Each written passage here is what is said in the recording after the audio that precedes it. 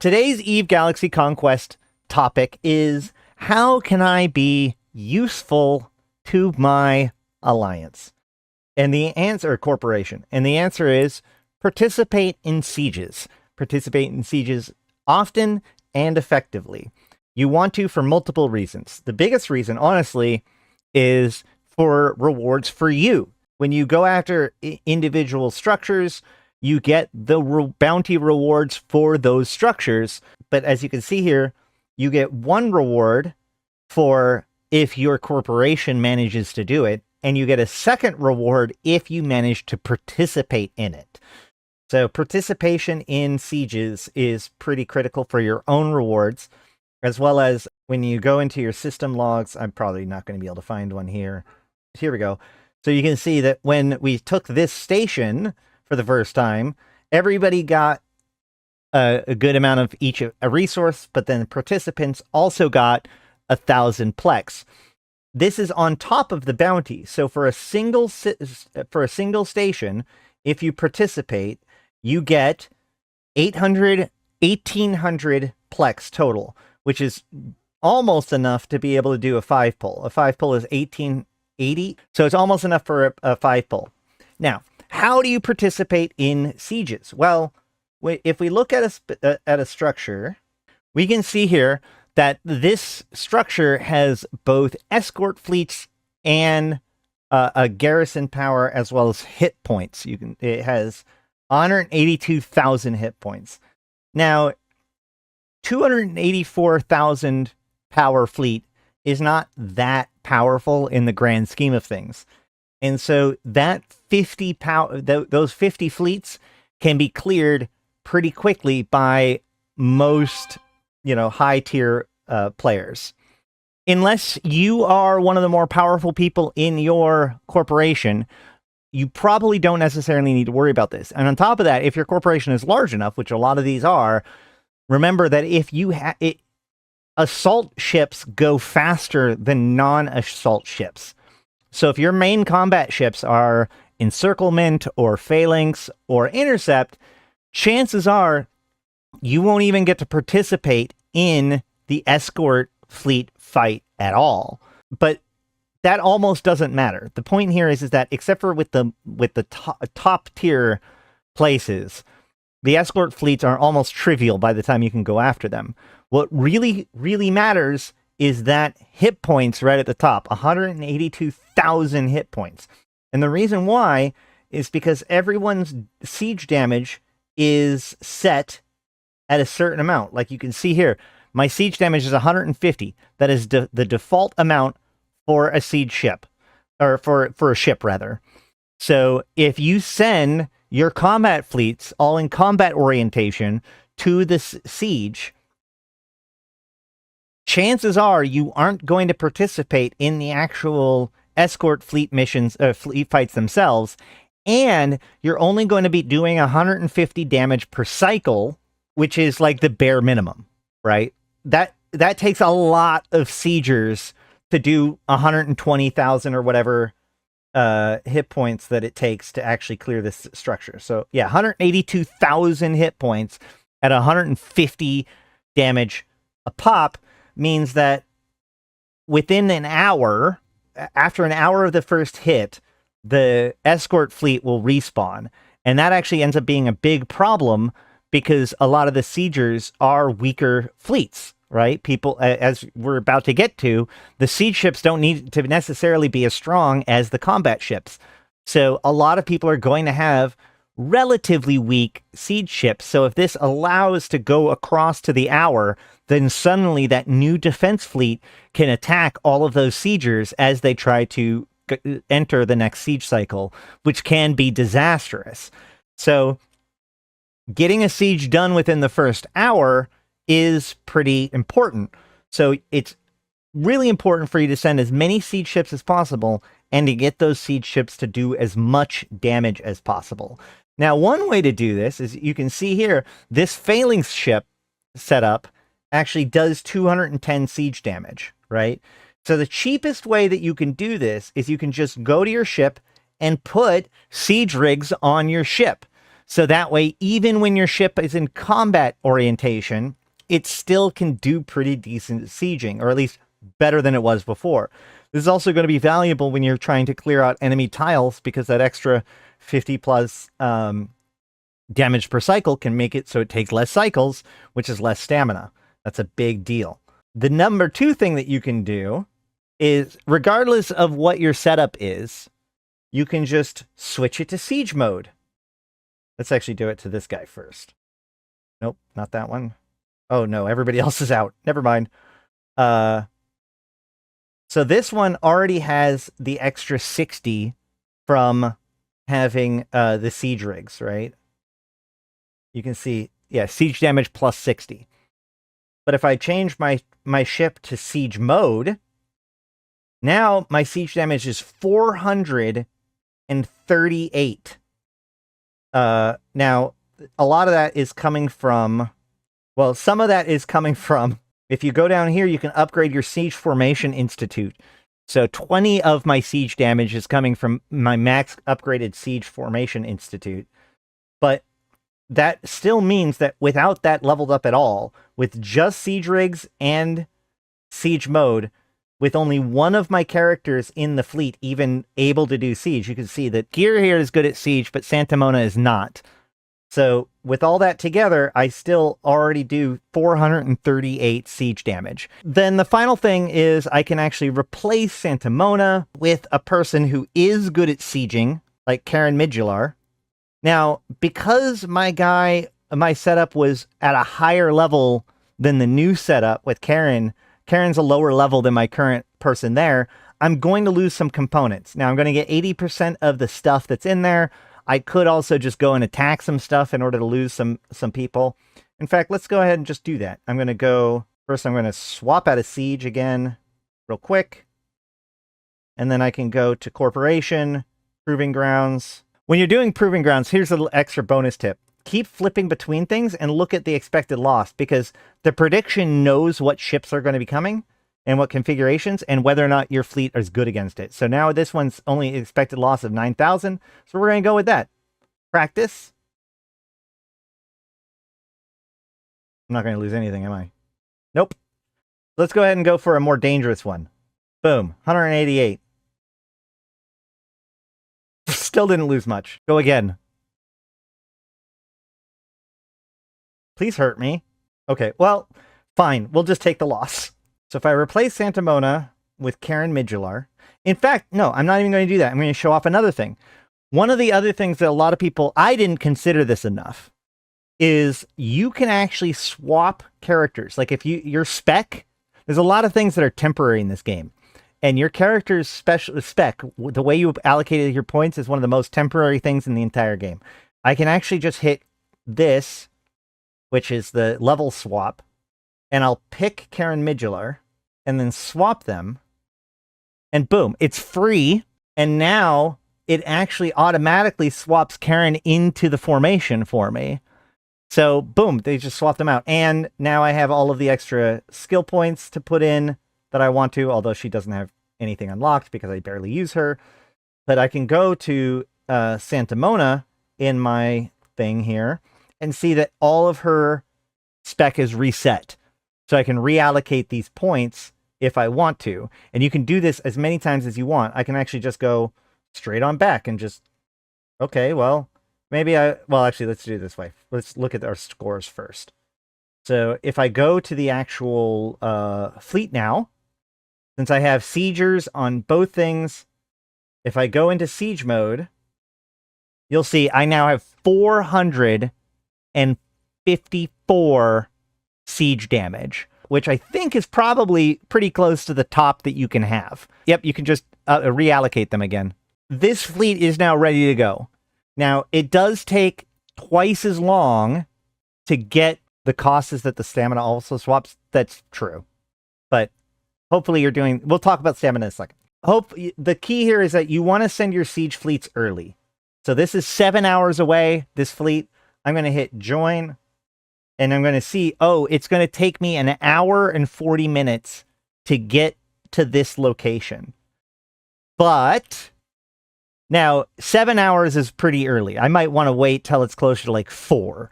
But you actually want to show up about 2 to 3 hours early. And the reason why is because of your capacitor. Now, every square you go consumes 1 capacitor, and your capacitor being below 100, every point below 100 that your capacitor is reduces your combat effectiveness by 0.7%.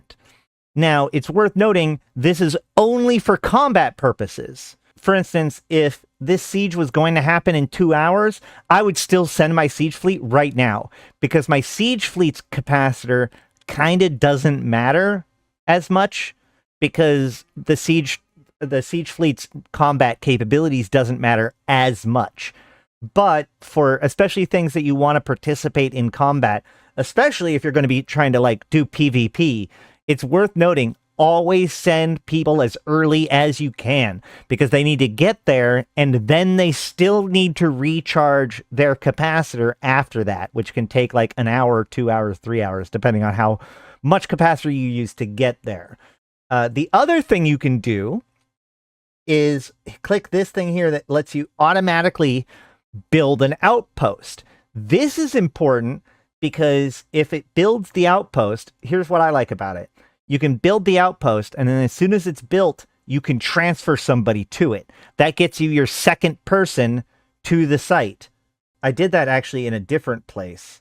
Yeah, well, that's my point, is that you want to look to see how long it's going to take your siege fleets to get there, because you want to send them with plenty of time. That's true.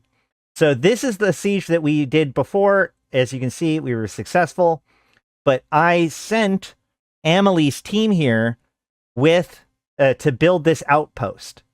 And then when I built the outpost, I immediately upgraded it, and then I as soon as it got done upgrading, which takes only 45 minutes, I transferred a second fleet here. The reason why you want to do it that way is because when you transfer, A, they move faster, and B, they do not consume capacitor. So that's why it's really, really valuable to build an outpost outside of a rally, and then use it to transfer your people there to be prepared for the siege. You're going to want to get your people early. You're going to want to build an outpost if you can, and transfer more people to it if you can. Now, having people in the outpost, Amelie, who's now here, she was actually on the outpost. But because that outpost is within the range of the siege, when the commander orders everyone to go in and attack, which they do after the major escort fleets are gone, it'll pull them in even if they're not at the exact rally. So that's perfectly fine. That is how to participate and be a really good member of the alliance. Now, obviously, or corporation. Now, obviously, fighting, any sort of PvP fights, clearing out stuff, that's also a really good way of getting conquest points and military points, which are useful to people, useful for buying things. So that is why and how to participate in sieges. Oh, more things to open. Hold on. Oh no, I don't have enough plex to open up my second box. Whoops. I kind of blew all my load the other day. Yesterday. And the reason why is because of the other thing I wanted to show you guys today, which is like the progress of the season. Now, we've talked about this before. The season takes place over the course of phases. Each phase is time gated. So just because you're powerful enough doesn't mean you can necessarily go into low sec or attack a high enough structure or attack Jita, etc., etc. But now we are done. Basically, we can scroll all the way to the side and see that we are now on capture Jita, which has been completed on our site on our server, which means we're now waiting the 8 days that you can barely read in the upper right hand corner for this timer to conclude. And none of these rest of these say when timer ends. So basically at the end of this 9 days, the server is eligible to finish its season. Now, at the same time as this getting unlocked, they also introduced 2 other markets in the market tab. We now have the season market, which, notice, this one cannot be renewed. You can only get everything once here, or at least, for the amount of that the limit is. And then there's the Conqueror Credits Market. Now, the problem with Conqueror Credits Market is that Conqueror Credits come from fighting people, right? So I can see military exploits. My Conqueror score is 855, which gives me 1,319 Conqueror credits. But the problem is I don't get those Conqueror credits until next season. So the effort that you do in season 1 can't be used to buy things until the end of season 2, which is kind of lame. So we're just going to ignore the Conqueror credit stuff for now, and we're going to look at seasonal market. Now you can see that I've got 2 of these things that are sold out already. That's because they were a heavier discount. I don't remember exactly how much of a discount they were, but now what I've got left is I can get 36 more of the HyperNet chests.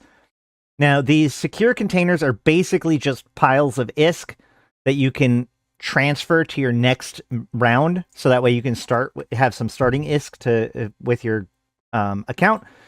But we're going to look at the HyperNet loots. I wish I had saved more of them, but I can get 50,000. I can get 7. So we'll at least check out 7 of them. I go into my inventory and I can open up these 7. So yeah, you can see I got a lot of crafting materials, but you can get legendary decryption keys. I got legendary data chips, and I also got both normal pulls and the specialty tickets. I got some of both of those when I opened up the boxes. So that is a really good reason. That is the biggest reason why you want to be building up in the late game. Once you get to the point where you're capturing level 8, level 9, level 10 sites, when this season is done, so I know that I've gone through the whole process, I want to go over the good, the bad, and the ugly of the game and give like a full-on, honest-to-God review of everything, but I'm waiting until the end of the season to do that, so that way I can say like I've gone through the whole process. The short of it is, I think that this is a really fun game with a lot of really small flaws that are holding it back. The number one flaw is the fact that it is confusing. And there's a lot of things that make it confusing, not least of which that the actual text of the thing doesn't make any sense at all. You know what? I tell you what, since we're here, I want to show you an example. So the problem is, when I talked about fleets before, I mentioned that each pilot has their own fleet, and I got it corrected to me that that's not actually true. Wing. The wing is all of your ships. All of your ships are one wing, and then if you launch drones, that's another wing, right, for each thing of drones. So normal groups will only have one wing, and then fleets like the Worm will have 2 wings because of the drones, and the Vexor will have 3 wings because it has a logistics drone wing and a normal drone wing. Now, the reason that's actually one of the reasons why the Vexor ends up being so powerful, because if an ability only hits one wing, which most like direct attacks and a lot of abilities only hit one wing, you have a 1 in 3 chance of it hitting the correct target. Otherwise, you're just hitting drones, which don't really matter when it comes to how much damage you do, right? But here's the problem. We have abilities like this one.